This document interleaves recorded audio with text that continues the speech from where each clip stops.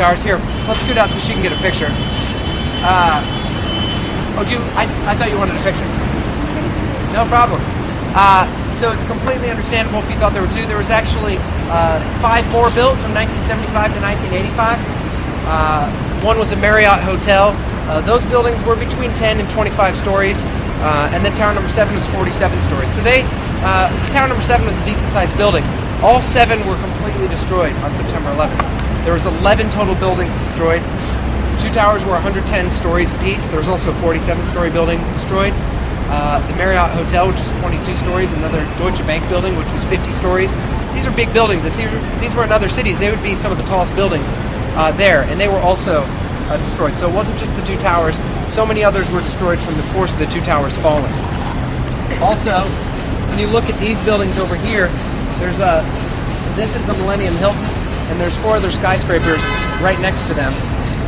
And all of those buildings had massive amounts of damage. So this just shows you, these are buildings that weren't destroyed, that had to just go through years and years of renovations. All of the windows in them, you okay? Yeah. All of the windows. Oh, there you go. 26. It is 104 floors. The World Trade Center was 110. The originals were both 110 floors. This is 6 stories shorter, but the spire puts it, makes it about 80 feet taller than the original tower number 1.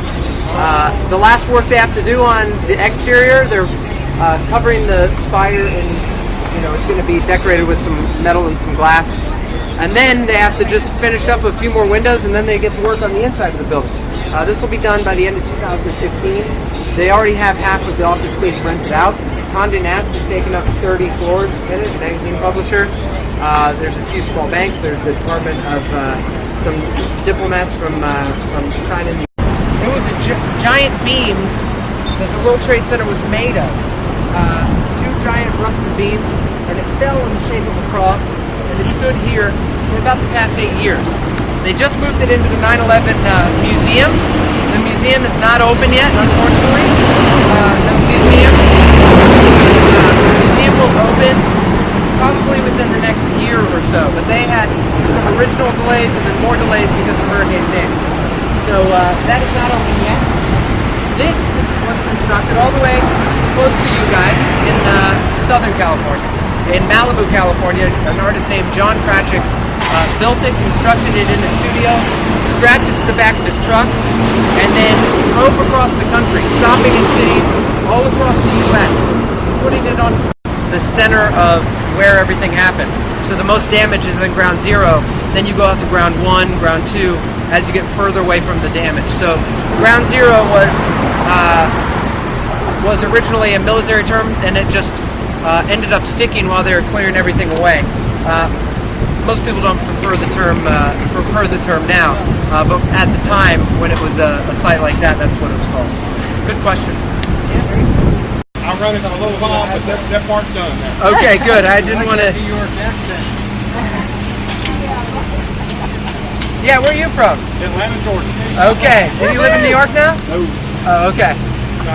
New York's a nice place to visit, but I don't want to live here. Oh, okay. So, guys, right here is a sculpture called Balloon Flower. It is by a guy named Jeff Koons, an artist. You may not have heard of Jeff Koons, but he's done pretty well for himself. He sold a piece of artwork for $30 million. Most expensive piece of artwork ever sold by a living artist. And it was a balloon tulip. Looked like giant, bigger than this, giant tulips. Sold for $30 million, and that's sort of put it on the map. This is dedicated to all of the survivors of September 11th. You can see right over here on this bench, dedicated to those that survived September 11th. He has 2 art openings, I think, the past few weeks. He's had 2 big things. He does all kinds of modern, interesting art. But this is where tower number 7 used to stand. Tower number 7, this is the new tower number 7, and it stretched all the way out to this orange barrier. When they rebuilt it, they made it about the same height, but they made it a little smaller on the ground to leave room for this part. Now look at the very top. Double the height of this building and put the Statue of Liberty on top. That's how tall the World Trade Center is. 2 of these Statue of Liberty on top. Pretty amazing, right? This is 104 stories, 90, 85, 76, and 47. This right here is tower number 1 and tower number 2. Those are exactly where 1 and 2 used to stand. And now it is the footprints of the buildings are now giant waterfalls for the memorial. This is the museum, entrance to the museum. You'll walk in here and go underground. The museum is in the site where all of the buildings fell. So underground, they'll have all kinds of stuff in there. It's 7 floors, all the way down to the bedrock is the museum. This is a transportation hub for all of Lower Manhattan. Think of it as the Grand Central Station of the financial district. 12 subways.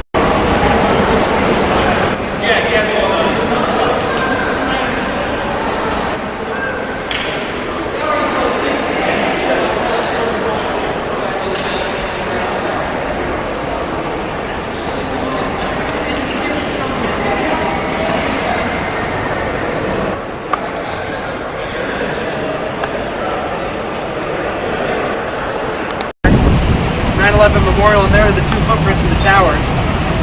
The axis, what is that called? Where the wheel connects. The Axle. Axle. Yes. The axle is tower number 3. Look at the spokes of the front wheel. That's tower number 1. Yeah, those are the forks. Oh, the tower. Oh, okay. And then you can't see it that well, but the exhaust pipe is tower number 2. That diamond-looking building is the exhaust pipe there. Wow. So the West Coast Choppers build that? It says Paul Jr. That's it. That's him? Okay. Sorry. Orange County Choppers. 43 firefighters that were killed on September 11th. Over 50 NYPD paramedics. In total, there was over 500 first responders. This is the memorial just for those firefighters, 343. This is engine number 10, ladder number 10. 6 firefighters from their engine and ladder were killed. But as I said, hundreds of firefighters killed from all over the city, Long Island, New Jersey, every single of the 5 boroughs. So take a look at this memorial, and then meet me underneath the scaffolding. I'll keep you in the shade, and I'll explain to you, wrap things up, but also explain to you, tell you a story about one firefighter that you'll head into this morning. Okay? I think we're kind of burdened for time. Okay. Absolutely. The memorial is right